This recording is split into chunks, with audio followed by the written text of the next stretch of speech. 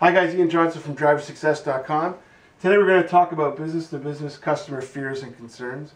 And what we're doing today is we're covering 5 critical fears and concerns that business-to-business customers have when they're just reluctant to move forward with a purchase order with your company. Okay, so what we're doing in this case is, it's important to understand that not every single customer is going to come out and tell you why you may or may not win their business or why you lost the business. Okay, some of them are going to be more subtle. In fact, most of them are going to be more subtle because these fears and concerns are innate. They're going to keep them guarded to themselves. Okay, so your job is to uncover these fears and concerns and to develop specific answers in order to allay those fears and concerns.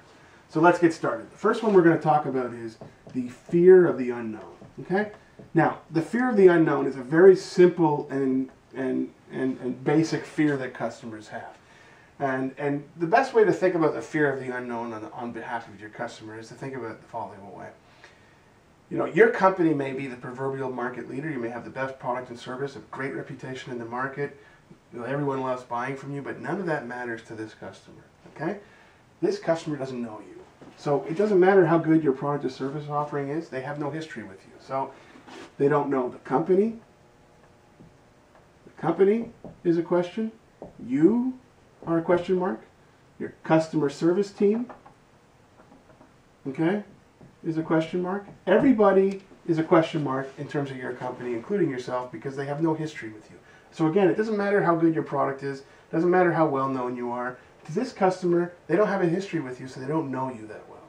How do you confront this issue? You basically say to them, look, I understand the relationship is new for both of us, and I know that that may be sometimes the reason why customers are a little bit apprehensive. So I'll tell you what we'll do. We're going to give you everything written. We'll put everything down on paper. We'll email it over to you. Everything will be written. Everything will be clear and concise. If there's any problems, you call us back and we'll discuss it. So fear of the unknown is a real one because it doesn't matter what your company has done. It's a new relationship for your customer. Okay? The second one is fear of uncertainty. Okay? Now, fear of uncertainty is different from fear of the unknown because in this case, you may have actually moved your prospect forward to the point where they want to buy from you, and all of a sudden they're kind of reluctant. And fear of uncertainty is best defined by the statement, is this too good to be true? Too good to be true. Okay?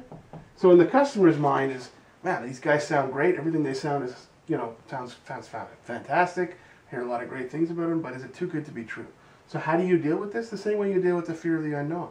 Look, I know it's a new relationship, and I know this sounds too good to be true, but I'll tell you what we'll do. We'll put everything down on writing. We'll address your concerns, and we'll basically make sure that everything is clear and concise so that you're not left hanging. Okay?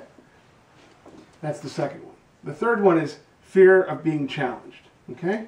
Now, let me just explain something. There are all kinds of reasons why you may or may not win business with this customer. Okay? There are 1,000 reasons why you're not going to get the order.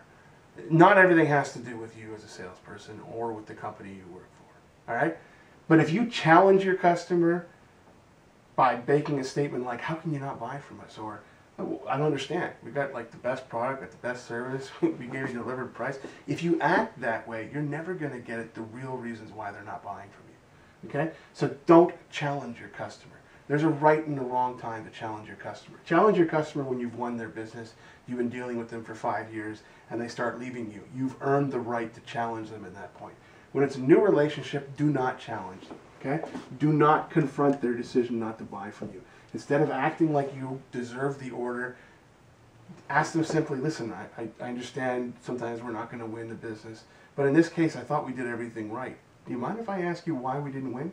I did this once with a customer. I asked them politely, and the reason why they couldn't buy from us had to do with the fact, surprisingly enough, that they were this honest with me. But they said, look, it's got nothing to do with you guys. We owe this other company business because we've been slow to work through some of their inventory. So we've got to continue to take it from them because we signed contracts. That had nothing to do with me or the company that I worked for.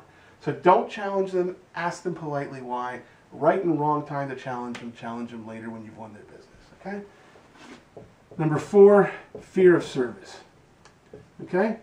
And we're going to do this by fear of after sales service. Okay? And in particular, we're talking about you. as a salesperson. All right? Look, this is different from your customer service team. What this means is after you've sold this customer the product, if they go to your customer service team and they've fallen short, are they going to be able to call you up and get help? Okay? A lot of companies out there have this mindset is you sell the product and you pass the customer off to the customer service team. That's a fear for customers sometimes because they want to deal with someone that they perceive to be the decision maker. If you've sold them the product, you got to be there for them in times of need. Okay? So when you're confronted with this issue, tell them, look, I understand. If there's a problem, it's very simple. You say, if there's a problem, you call me right back.